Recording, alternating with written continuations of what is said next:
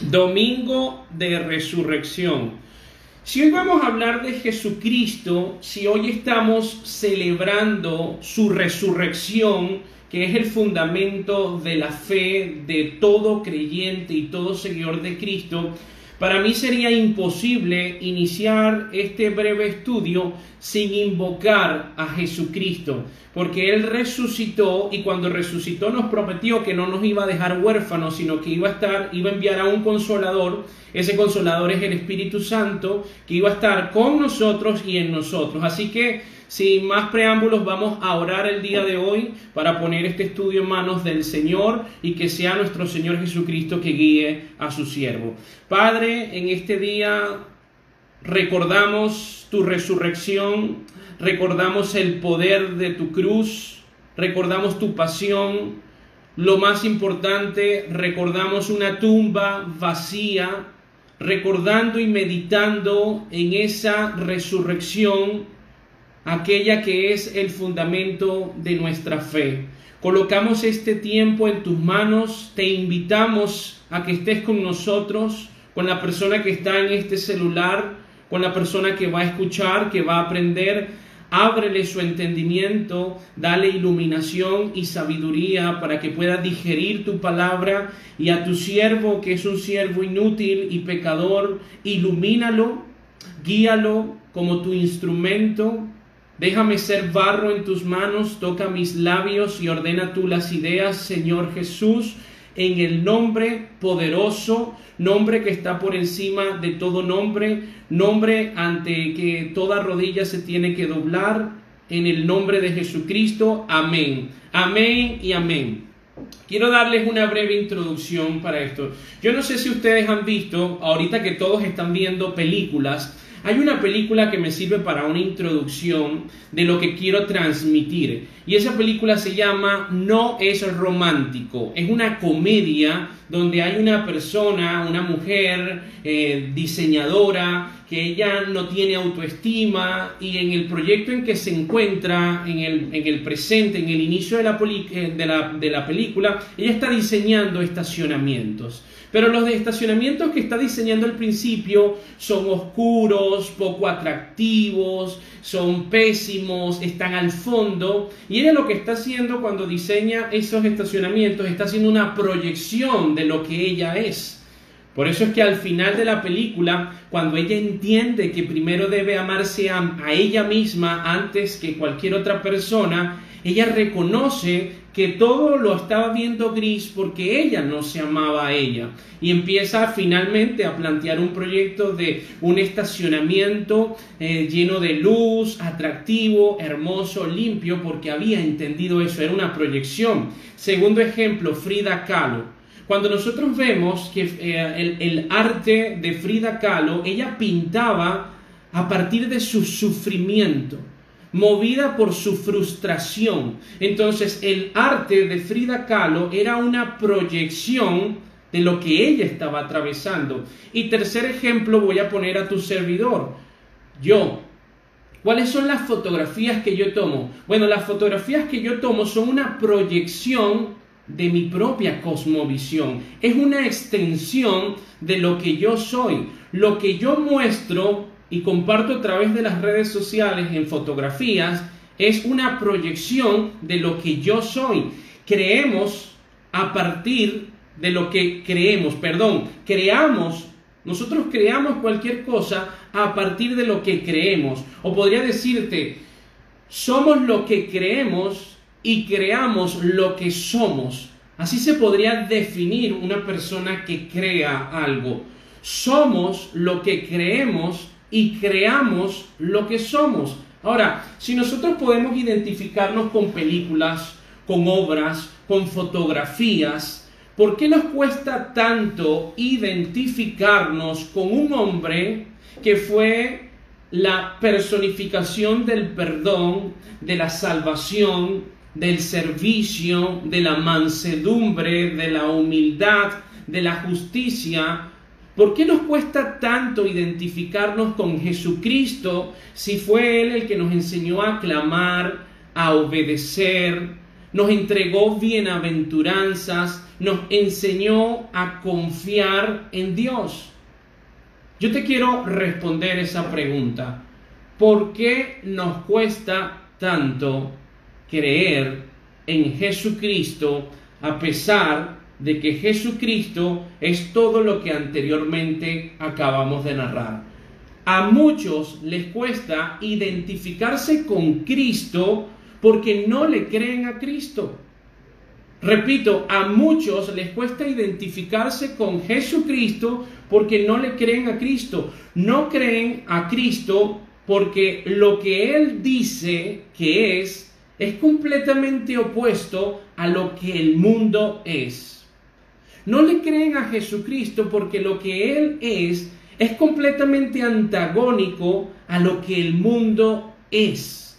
Es como un salmón que va en contra de la corriente. Un seguidor de Jesús va en contra de la corriente y representa el porcentaje mínimo de la población. ¿Por qué? Porque la Biblia dice que Jesucristo dijo que ancha es la puerta y muchos van por ahí que lleva al camino de la perdición. Pero angosta es la puerta que lleva al camino de la salvación y pocos van por ella. Y entendemos esto, que el mundo es completamente opuesto a lo que Jesucristo es, porque Cristo nos lo dijo en Juan 17, no somos del mundo. Por eso nos cuesta identificarnos con un ser que todo lo que proyectaba y todo lo que era es completamente opuesto a lo que el mundo es, a lo que las tendencias nos proponen. Los artistas, los influenciadores, los cantantes, los pseudocantantes, la fama y la gloria que el mundo propone es completamente opuesto a lo que Jesucristo era. Un cristiano es un pequeño ungido, un imitador de Cristo, y para lograr eso se implica la humildad, la valentía y la obediencia. Para nosotros fundamentar el mensaje de la cruz, tenemos que ir indudablemente a la Biblia. Yo quiero que escribas en donde estés anotando Filipenses 3, versículo 10. Escribe donde estás anotando Filipenses 3:10, porque vamos a hacer un estudio el día de hoy maravilloso para entender esa pasión de Jesucristo. Dice así: a fin de conocerle y el poder de su resurrección y la participación de sus padecimientos, llegando a ser semejante a él en su muerte, llegando a ser semejante, parecidos a Jesucristo, pero en su muerte. La Nueva Versión Internacional dice: lo he perdido todo a fin de conocer a Cristo, experimentar el poder de su manifiesto en su resurrección, participar en sus sufrimientos y llegar a ser semejante a Él en su muerte. Yo quiero que le colocamos lupa a este versículo, porque lo primero que dice Pablo es a fin de conocerle. El término conocer en la Biblia significa una intimidad profunda, una intimidad parecida a la que un esposo tiene con una esposa en el momento del acto sexual. Se están conociendo profundamente, y Pablo está diciendo que a nuestro Señor Jesucristo hay que conocerle con esa intimidad. Ese conocimiento produce un resultado. Es un conocimiento íntimo, pero dice semejante a Jesús en su muerte. No en cómo vivió, no en los milagros que él hizo, sino que un seguidor de Jesús tiene que ser semejante a él en su muerte. En su muerte. Jesucristo es una persona que nosotros debemos conocer e imitar. Jesucristo no es una religión.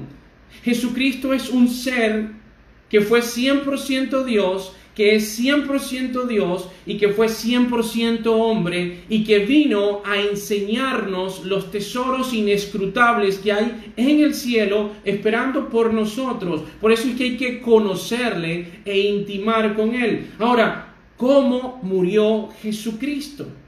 para poder meditarlo en su muerte, tenemos que prestar mucha atención a las palabras de Jesús cuando estaba a punto de morir. Yo quiero compartir con ustedes en esta oportunidad una porción de un estudio bíblico que hice de una prédica de un pastor argentino que se llama Gerardo Ferrace, porque me encanta cómo él estructura cada palabra de Jesucristo y lo que implica esa palabra. Entonces vamos a estudiar las palabras de Jesús para entender cómo murió Él y cómo debemos de imitarle a Él. Porque hay que imitar a Cristo no en sus milagros, hay que imitar a Cristo en su pasión para entender ese poder que hubo en esa cruz. Primera palabra, Lucas 23, versículo 34.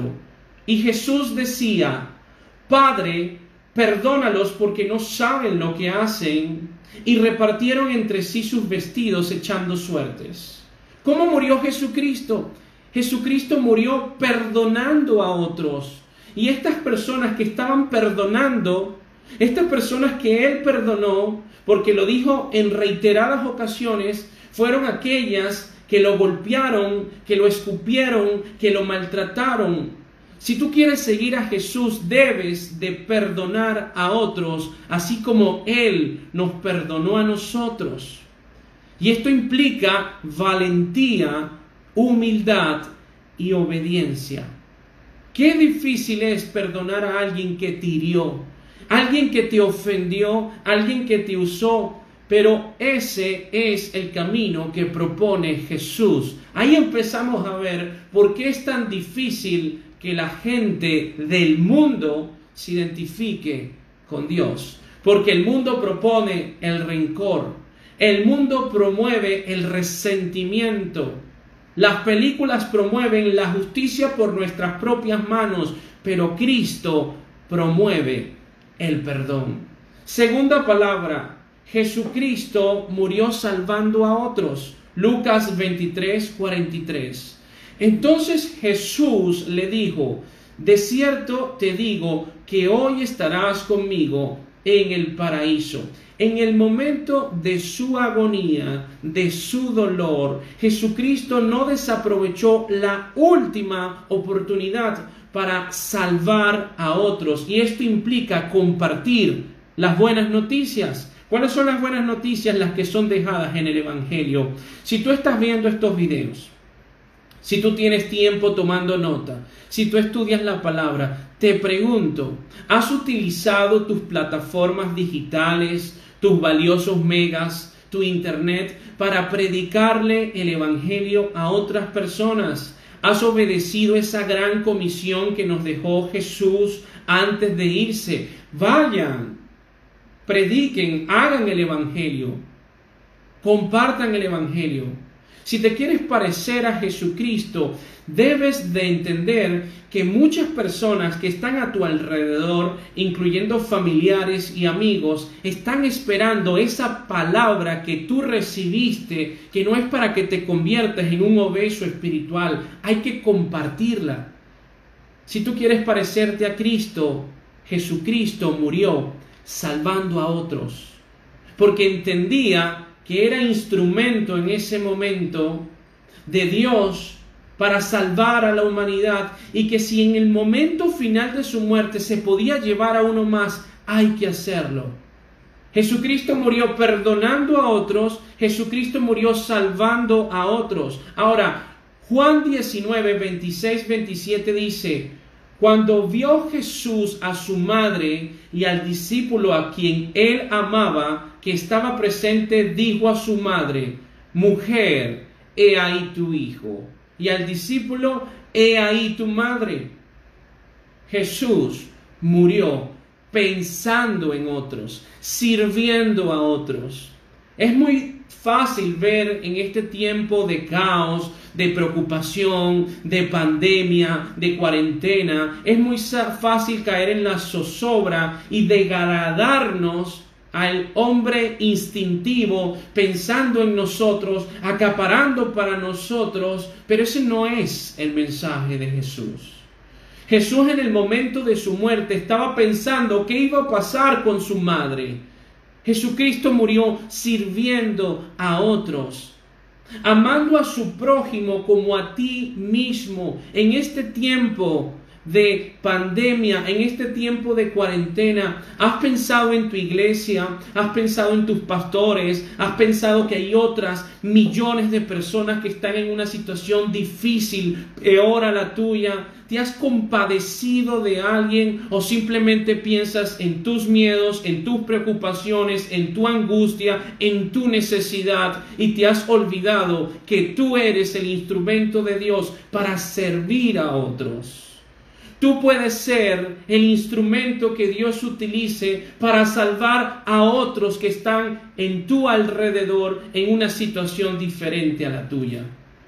Cuarta palabra, Juan capítulo 19, versículo 28. Después de esto, sabiendo Jesús que ya todo estaba consumado, dijo para que la escritura se cumpliese: tengo sed. Jesucristo murió dejándose ayudar con una humildad incomparable y pidiendo a los demás una necesidad básica. Es tan difícil que pidamos ayuda porque creemos que pedir ayuda es un sinónimo de debilidad. Pero no fue el mensaje de Jesús. Ámense los unos a los otros. Somos un cuerpo, nos necesitamos. Y cuando no pedimos ayuda a nuestras autoridades espirituales, a nuestros hermanos, a nuestros pastores, a cualquier persona, necesitamos pedir ayuda. Jesucristo murió dejándose ayudar. En quinto lugar, y me quiero detener un poco en esta frase, en esta palabra, en Mateo 27:46 dice así: cerca de la hora novena, Jesús clamó a gran voz, diciendo: Elí, Elí, lama sabactani. Esto es: Dios mío, ¿por qué me has desamparado? Un grito, un clamor que a cualquiera que conozca la vida de Jesucristo debe conmover. En esa situación que se encontraba el Señor, clama en hebreo: Elí, Elí, lama sabactani. Dios mío, ¿por qué me has abandonado? Quiero acotar lo siguiente. Algunas personas dicen que ahí no dice Dios mío, ¿por qué me has abandonado?, sino dice Dios mío, por este propósito me has enviado. No es cierto. La Biblia dice: Dios mío, ¿por qué me has abandonado? No es un error de traducción. No es que tú a través de tu razón digas: es imposible que Dios se separe de Jesucristo en ese momento donde más lo necesitaba. Tu razón dice eso, pero no es lo que la Biblia dice. Hay otras personas que dicen que aquí Jesucristo estaba orando citando el Salmo 22. Quiero aclararte lo siguiente: Jesucristo no estaba citando el Salmo 22. Jesucristo estaba cumpliendo la profecía que escribió David en el Salmo 22. No fue que Jesús estaba citando a David. David estaba escribiendo una profecía que se cumplía en el momento de la muerte de Jesús. ¿Cómo se comprueba eso? Cuando tú lees el Salmo 22 completo, solamente en el Salmo 22 hay 10 profecías que se cumplen en el día que muere Jesucristo. En el día que muere Jesucristo se cumplen en ese día 34 profecías, de las cuales 10 están en el Salmo 22. Jesucristo no estaba citando el Salmo. Jesucristo estaba cumpliendo la profecía. Ahora bien, ¿qué fue lo que sucedió? ¿Por qué Dios Padre se separa de Dios Hijo hecho hombre en el momento de la cruz? ¿Qué fue lo que sucedió ahí? ¿Por qué se separan? Yo te lo quiero responder. Jesucristo en la cruz se hizo maldición. En la cruz se estaba depositando tus pecados, mis pecados, los pecados de la humanidad.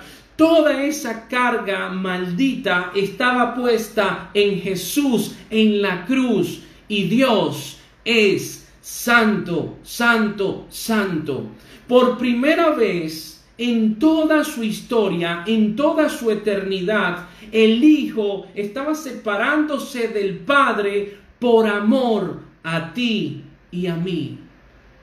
Por primera vez Jesucristo estaba experimentando lo que más le dolió en la cruz, y no fueron los latigazos, no fueron los clavos, no fue la corona de espina, no fueron las escupitazos que le lanzaron. Lo que más le duele a Jesucristo en la cruz es experimentar por primera vez en su vida que se separaba del Padre, porque todos los pecados de la humanidad estaban cayendo en él. Por eso, 1 Corintios 13 dice, el amor es sufrido, porque de tal manera te amó que fue capaz de separarse de su Padre por un segundo, por un momento, y ese momento fue lo que lo mató de dolor. Por eso su corazón fue como la cera, su corazón explotó de dolor y salió agua de su pericardio, porque explotó su corazón. No podía con ese dolor que implicaba la separación de Dios Padre con Dios Hijo. Por eso la Biblia sí dice, Elí, Elí, lama sabactani. Dios mío, ¿por qué me has abandonado? ¿Y por qué lo abandonó? Porque se hizo maldición. ¿Y por qué se hizo maldición? Porque decidió voluntariamente venir a este planeta a morir por pecadores. Porque la paga del pecado es la muerte. Y Él decidió hacerlo como ningún otro hombre podía hacerlo.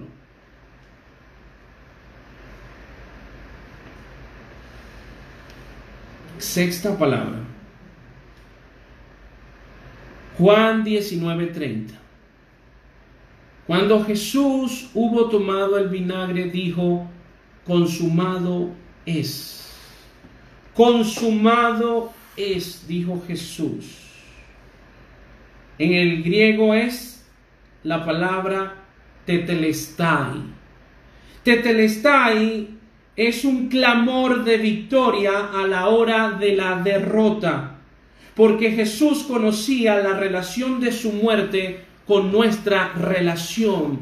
Fue un clamor de victoria en momento de derrota. Consumado es. No está diciendo consumado estoy. Está diciendo consumado es.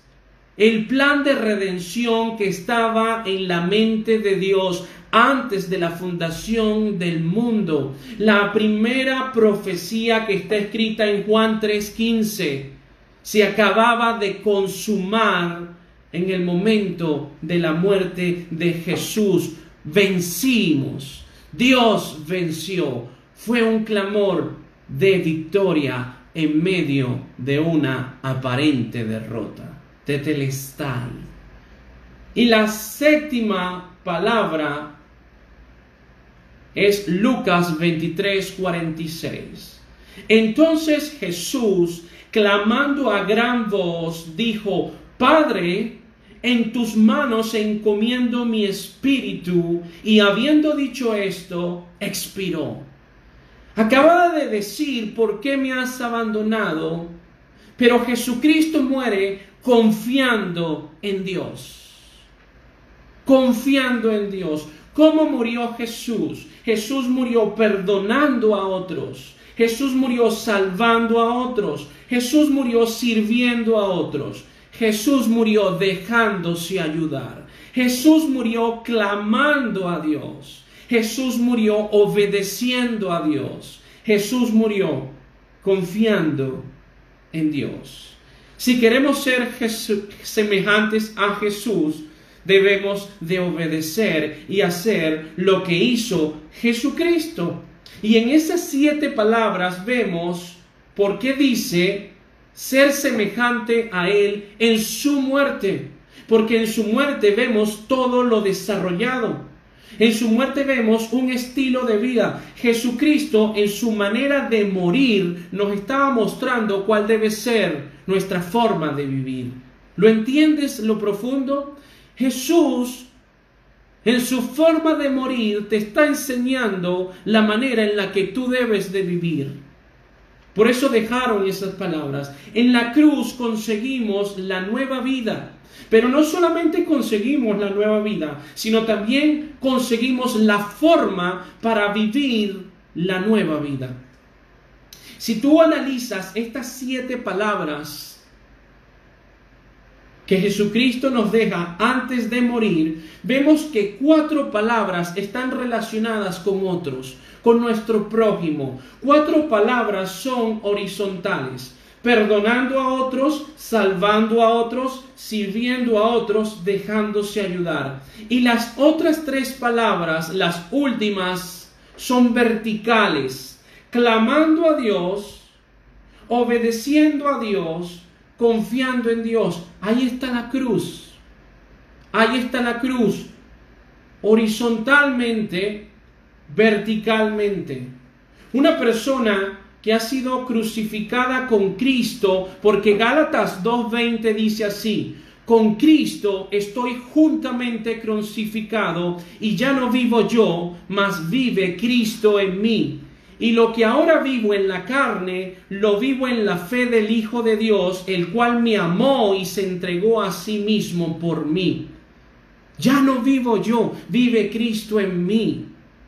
Una persona que ha sido juntamente crucificada con Cristo en la cruz tiene 4 palabras para relacionarse con su entorno, con su familia, con su prójimo, con sus seres queridos, y 3 palabras para relacionarse con Dios. Ahí está la cruz.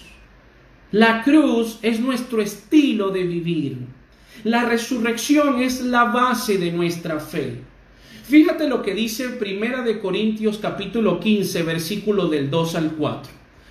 Por el cual asimismo, si retenéis la palabra que os he predicado, sois salvos, si no creíste en vano. Porque primeramente os he enseñado lo que asimismo recibí, que Cristo murió por nuestros pecados conforme a la Escritura. ¿Por qué murió Cristo? Por ti y por mí, por nuestros pecados. Y fue sepultado y resucitó al tercer día conforme a las Escrituras. La base de nuestra relación con Cristo es su resurrección. Romanos 10:9-10, que si confesares con tu boca que Jesús es el Señor y creyeses en tu corazón que Dios le levantó de los muertos, serás salvo. Porque con el corazón se cree para justicia, pero con la boca se confiesa para la salvación.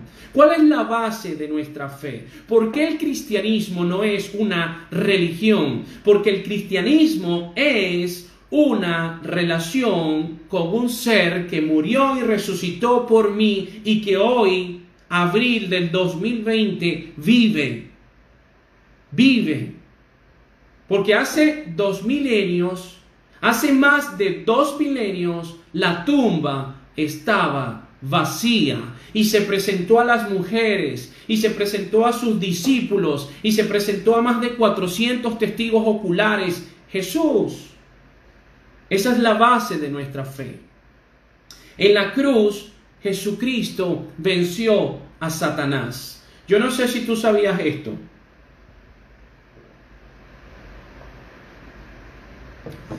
Satanás no sabía que matando a Jesús iba a cumplir el propósito por el cual Jesús fue enviado. Todos los que Jesucristo llamó hijos del diablo, los que mataron a Jesús, incluyendo a Satanás, no incluían, mejor dicho, no sabían que matando a Cristo estaban cumpliendo el propósito de Cristo. Vete un momento conmigo a 1 de Corintios capítulo 2, versículo 8. La que ninguno de los príncipes de este siglo conoció, porque si la hubieran conocido, nunca habrían crucificado al Señor de la gloria. Si Satanás supiese que entrando en Judas para que Judas traicionara al maestro, lo que estaba haciendo era cumpliendo el propósito de Cristo, no hubiese matado a Cristo, porque la lucha de Satanás desde el comienzo, Génesis, hasta el final, era para impedir el propósito por el cual Jesucristo fue enviado. Él no sabía que en la muerte de Cristo se estaba cumpliendo su propósito. Colosenses capítulo 2, versículo del 13 al 14. Y a vosotros, estando muertos en pecados y en la incircuncisión de vuestra carne, os dio vida juntamente con él, perdonando todos los pecados, anulando el acta de los decretos que había contra nosotros, que nos era contraria, quitándola de en medio y clavándola en la cruz. Lo que tú merecías, lo que yo merecía, era la muerte, la condenación eterna. Pero Dios anuló ese decreto y clavó en la cruz tu salvación. Por eso es que en el versículo 15 presta mucha atención lo que dice: y despojando a los principados y las potestades, los exhibió públicamente, triunfando sobre ellos en la cruz. No lo sabían. ¿Saben por qué te digo esto? Que Satanás, los principados satánicos, las potestades satánicas, no sabían que matando a Cristo cumplían su propósito. ¿Sabes por qué te digo esto? Porque quiero que recuerdes siempre, siempre, siempre algo. El mal no se escapa de la voluntad de Dios. Una persona que hace daño a la familia, una persona que le hace daño a una nación, un dictador, un narcotraficante, un asesino, cualquiera, no se escapa de la voluntad de Dios. El faraón, Nabucodonosor, fueron llamados siervos porque estaban obedeciendo y estaban haciendo el propósito de Dios. Cuando tú veas la injusticia, cuando tú veas lo que pasa en Venezuela, cuando tú veas tanta necesidad, cuando tú veas que los que son ricos se hacen más ricos aprovechándose de la desgracia, recuerda siempre, el mal no se escapa de la voluntad de Dios. Porque de Dios nadie se burla. Finalmente te quiero compartir 1 de Corintios capítulo 1 versículo 18 al 25. Vamos a leer esta porción porque es preciosa y nos enseña un poco más de la cruz. 1 de Corintios capítulo 1 versículo 18 al 25.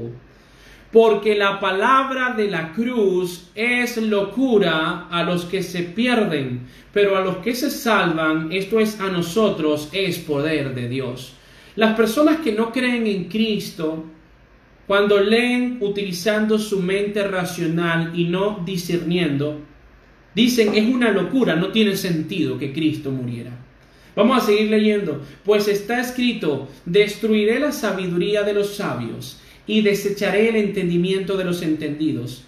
Dice Dios, ¿dónde está el sabio? ¿Dónde está el escriba? ¿Dónde está el disputador de este siglo? ¿No ha enloquecido Dios la sabiduría del mundo? Fíjate cómo el mundo es una cosa, Dios es otra. Fíjate cómo los seguidores de Jesucristo somos del cielo. Nuestra ciudadanía está en el cielo porque Dios enloqueció la sabiduría del mundo. Esta pandemia es un ejemplo de eso. ¿Cuánto dinero han invertido en armas para guerras, para nuestra propia autodestrucción, nuestra propia autoextinción? ¿Y cuánto han distribuido para que pueda cesar el hambre? Para que podamos tener medicinas, podamos tener salud, porque si no hay salud no hay vida, y si no hay vida de nada sirve el arma. No hay sabiduría en el mundo. Continuamos aquí. Pues ya que en la sabiduría de Dios el mundo no conoció a Dios mediante la sabiduría, agradó a Dios salvar a los creyentes por la locura de la predicación de lo que contiene la palabra. Para los que no creen, eso es locura, porque el hombre natural no conoce las cosas de Dios, porque no las puede entender, porque se han de discernir. Hay dos tipos de personas aquí: los naturales, que no son los que creen en Cristo, que no son los que se humillan en Cristo, y los hijos de Dios, que reconocieron que esta mente es finita, es frágil, se comete errores, y que nuestro corazón es engañoso y perverso. Versículo 22. Porque los judíos piden señales y los griegos buscan sabiduría, pero nosotros a Cristo crucificados.